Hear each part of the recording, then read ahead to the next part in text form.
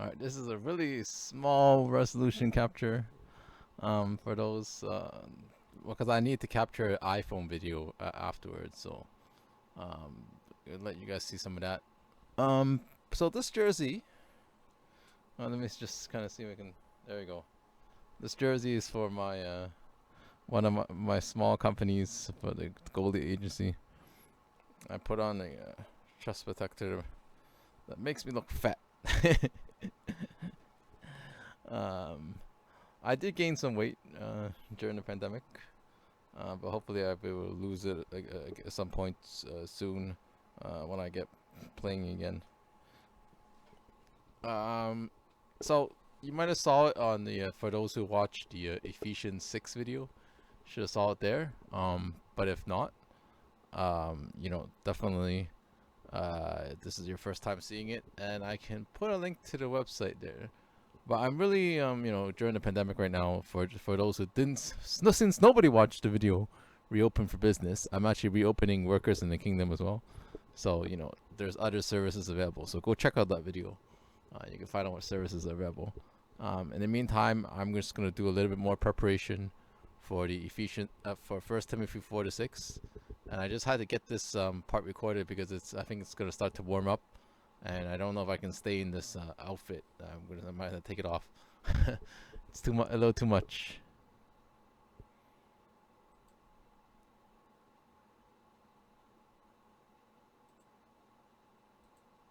Okay, kind of a different treat today. I'm gonna upload a few minutes of just from my iPhone.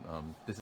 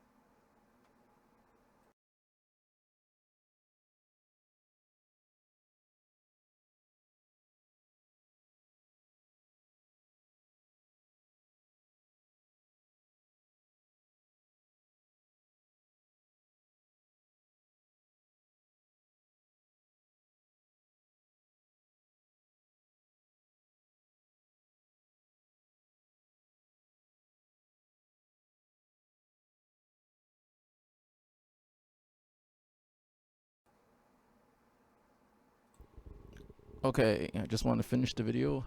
I'll put on some notes later on.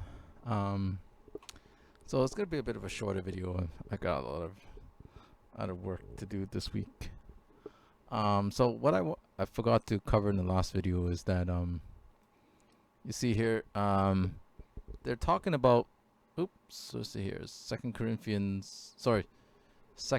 3, Second Timothy 2, right before 3. Um, I don't think I covered it in the first part. It talks about here, right? For Adam was formed first, then Eve, and I did comment on this, but what I didn't mention is that for some reason the King James version, it says that the woman will be saved through childbearing if they continue in faith, love, holiness, with propriety. So they recontextualized that particular verse, that it kind of sounds like instead of just saying women in general, they're actually talking about Eve, which actually kind of makes sense, because if you, well, I will read from Genesis 3:15. So Genesis chapter 3:15, when God pronounces his punishment on Eve, he also says, "And I will put enmity between you and the woman, and between your offspring and hers. He will crush your head, and you will strike his heel." So it's sort of like a foreshadowing, that that also mentioned one of the articles I had to read recently for one of my classes, that they're talking about Eve is like, Eve is eventually gonna crush Eve's offspring, like between your offspring and her. So eventually Eve's offspring is going to overcome the devil, is what there's kind of the commentary there, is what they're saying in the commentary. So like if you look at here, Romans 16:20, so for the obedience, so report of your obedience has reached all, therefore I'm rejoicing over you, and I want you to be wise towards what is good, but innocent towards what is evil. And in a short time, the God of peace will crush Satan under your feet. The grace of our Lord Jesus Christ be with you. So this is kind of like what they're saying is the fulfillment of what, the Eve's. So another take on that. So I guess that's what the King James version translators were trying to get at, is instead of they don't interpret that part of the passage as just talking about women in general, but they're saying that this sentence should be talking about just the because it's apparently in the Greek it's singular, but in the translation from the Shah Shalom, they also just use women, because I think they're also translating from some other version, or maybe because Greek she can be plural or singular. I'm not really sure how they do their pronouns and the where there's plural, but whatever. So I would hopefully be able to find out from somebody who's taken some Greek, or I can actually try to do a little bit of research on that. But I haven't taken any Greek, and I don't know if I ever have time to take Greek officially.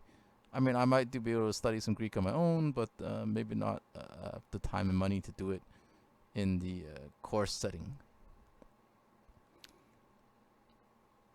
But yeah, in the Hebrew Shah Shalom, they also just use the Hebrew word for women, plural. But they're just saying here, it's like in this particular interpretation for King James version, they're thinking that verse is talking about the fulfillment of just like that Christ will overtake. Christ as being Eve's offspring will overtake or overcome Satan's domain. So just thought I'd point that out. And then so that was from last week, and now we're talking about 1 Timothy 4-6. I didn't really have time to do any verse translations. Hopefully I'll be able to do that later on. Before this, before the published date of this video, and then you'll be able to see a translation in the notes that I will put in the description of some of these verses. I haven't had time to translate any verses yet, but hopefully I would get to that. In terms of translating from the Shah Shalom Hebrew version. So I particularly thought that what's interesting is here that they say is, that they talk about this in later times. Some will abandon the faith and follow deceiving spirits. Sometimes there's lots of questions and debates about Christianity. So that's sort of like a foreshadowing, and I feel there's some fulfillment of that in modern times with just people arguing about certain things. Like, I don't know necessarily it's a fulfillment of abandoning the faith, but like how people argue, and and then there's like some people think that the prosperity gospel or the health and wealth gospel is, you believe in Jesus, you be healthy and wealthy, therefore they think that is a false teaching, so they think that may be a fulfillment of this verse. But there's so much that can come from that. But that would could be a long discussion. I don't really have time for that long of a video tonight. So I just thought I would point that out a little bit.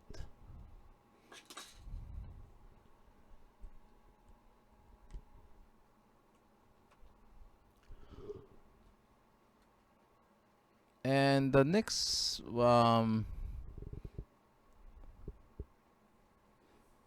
so there's there's some good stuff here.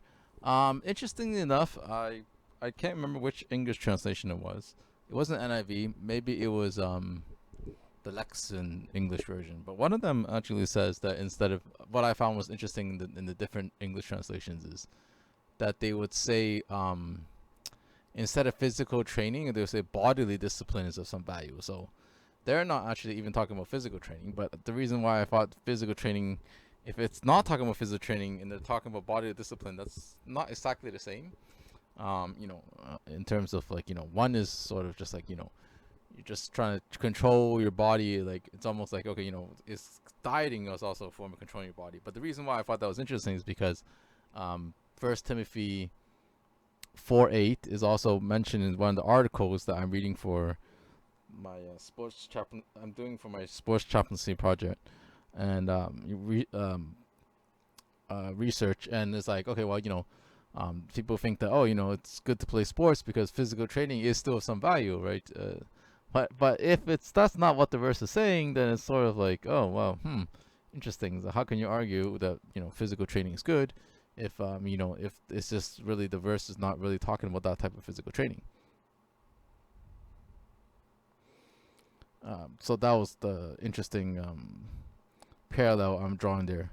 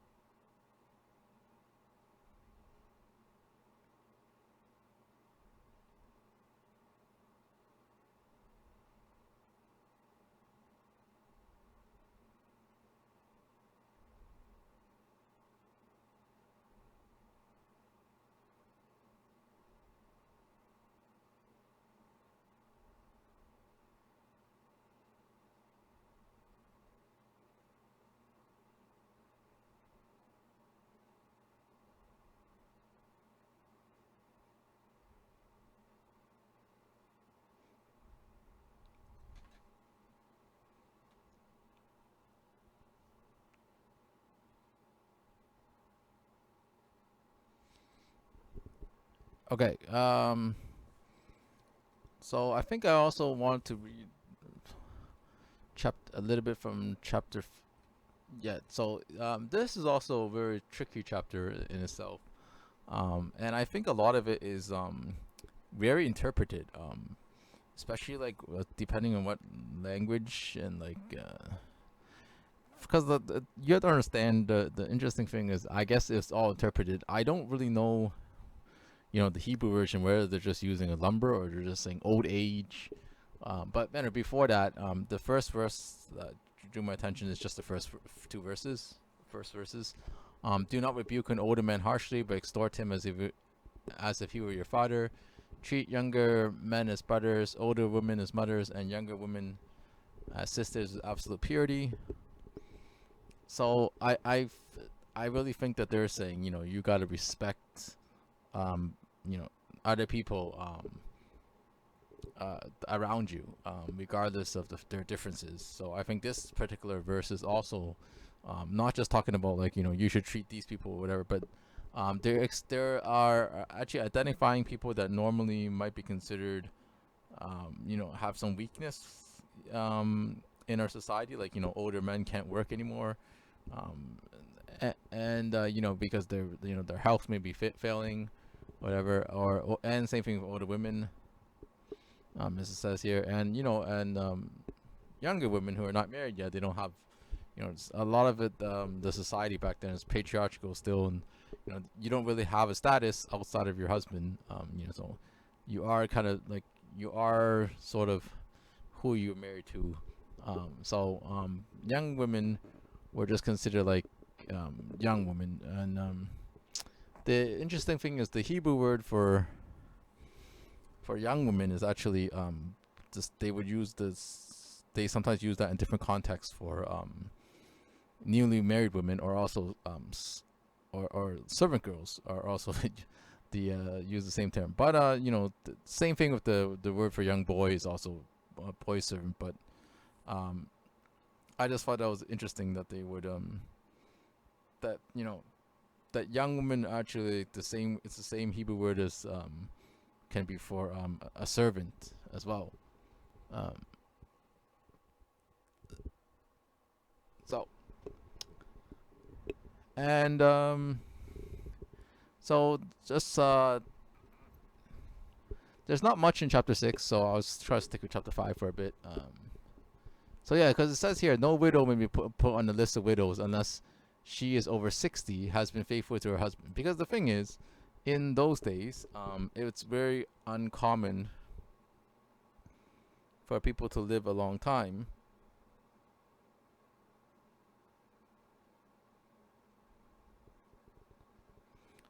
So like I think I remember I was doing some research, and they're like, oh well, you know, the average age of, people who are, you know, living in the first century was, the average age people lived to like 30.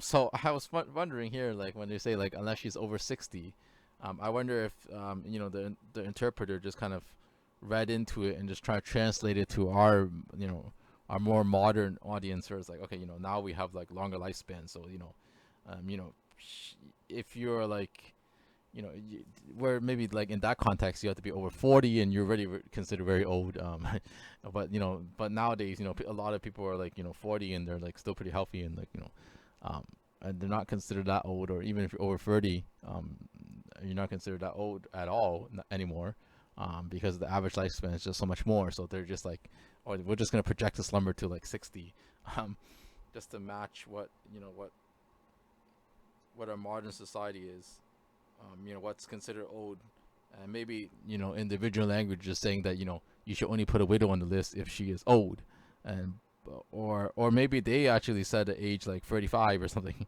or and oh, you know, she's over 35, and then the interpreters thought, oh, you know, that's not very old, but I don't really know what it says in the Greek. I'll be interested to see, um, you know, hopefully I'll get around to that, and put it in the notes somewhere if there's anything, any discrepancy in the Shah Shalom Hebrew version, because unfortunately there's no original Hebrew, passages of the Old New Testament. Even if you, when I go to Logos, I was like, okay, let's pull the Hebrew versions. They don't have Hebrew translations for, like, you if you use the Hebrew, the Lexham Hebrew Bible that they have in the Logos Bible software, it doesn't actually whenever you put in a New Testament passage, it doesn't pull up any results because they don't have, a Hebrew translation.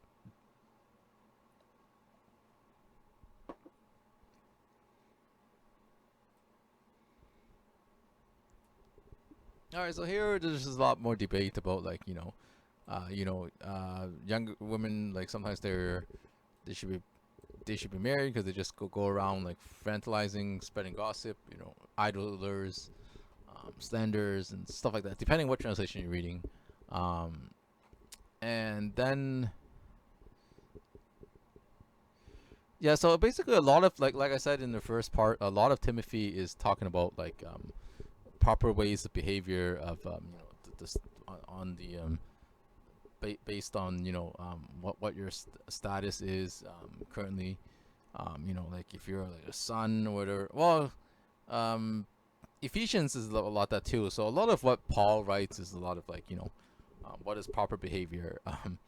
So for like in when I did Ephesians, he's talking, if you're a son, you should be like this. If you're a wife, if you're a husband. So a lot of it reads like it's just talking about like proper ways of being a Christian on your certain context. I mean, even some people would argue the same thing for 1 Corinthians 7. Okay, if you're single, you should be like this, whatever. So that is sort of a lot of Paul's writing style. I don't necessarily think that a lot of it is a lot of it's also depending on the audience, right? So I don't really think that you should take it necessarily like, okay, because like for example, one good example from these from 1 Timothy 5:23 is like, okay, stop drinking only water and use a little wine because of your stomach and your freaking illnesses.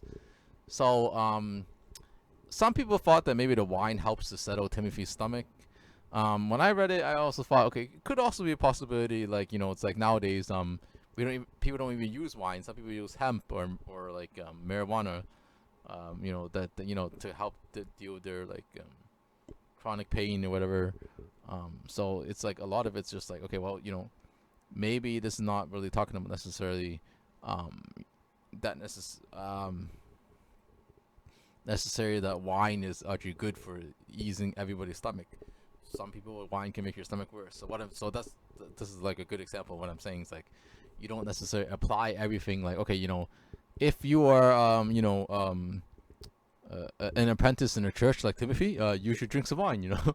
That, that's what I'm saying. So like it's not because every person, like every woman should behave this way, every man should behave this way. Every widow should follow this rule. So I would say that a lot of it, like Paul was not necessarily intending for his letters to be universally applied, even though some of the principles are good. But what I'm saying is that not all of it necessarily meant to be universally applied to every person, but he wrote it also to a specific audience. So in this case, he was writing this letter to Timothy as well. So that's what I want to point out there. And for chapter 6, yeah. So other than that, and this is also the very very important thing where it's like they're saying that you should not. This is where they get the where it's right here. Yeah, the love of money is the root of all kinds of evil. So this is the often, I guess, paraphrased into the idiom that people have say. Okay, the love of money is evil. I don't remember I don't. I say at least I remember what the Bible says. I think it's like if people say love of money is evil. I think that's what it is. But really, it's like the love of money is the root of all kinds of evil. Some people desire for ego. So it says here, some people eager for money have wandered from the faith and pierced themselves with many griefs. So the other verse I think about is okay, let's see if I can get it here.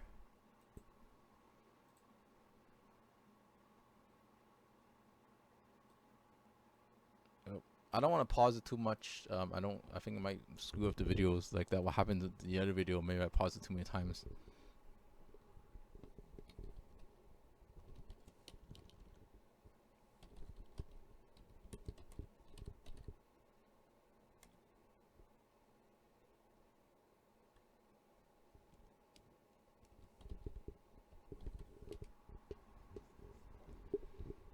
But this is the verse I want to point out, is that Matthew 6:21, where it says like, okay, so but do not store up for yourselves treasures in heaven, for where moths and vermin do not destroy, but where thieves do not break in and steal. For where your treasure is, there your heart will be also. So I think a lot of these principles, like I think that Paul does draw some of his principles from God's teachings, right? So and then that particular verse is just saying like you should not it goes well with this verse is basically just it's like it's not saying that you gotta disown all money and like okay, if somebody offers you money or or you're just like, okay, I'm never gonna take a paycheck in my life, I'm just gonna like only only ask my boss to like as long as to feed me and pay my rent and I'll be good or whatever kind of thing.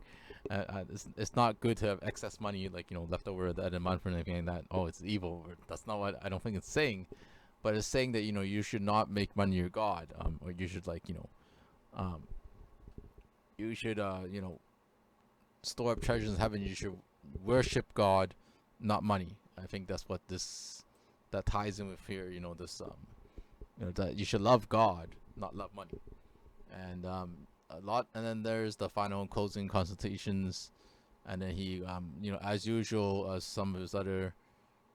Okay, he doesn't really do it this much. I feel like I was hearing it somewhere here. Maybe I heard.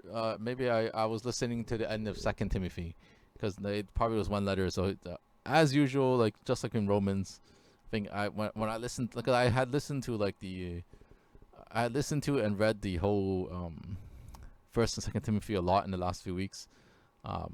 As I part of preparing these messages, so I must have mixed that up. That Second Timothy 4 instead of First Timothy 6, where he has a lot of closing remarks for other people. But anyways, I think that's enough that I have time for today, and I will hopefully be giving you more to go on in the notes. But that's gonna be it for the video. So hope to see you again. Hope that you'll tune in again next time for Second Timothy, and hopefully I'll have more time to be more comprehensive in those videos as well. Thanks for tuning in.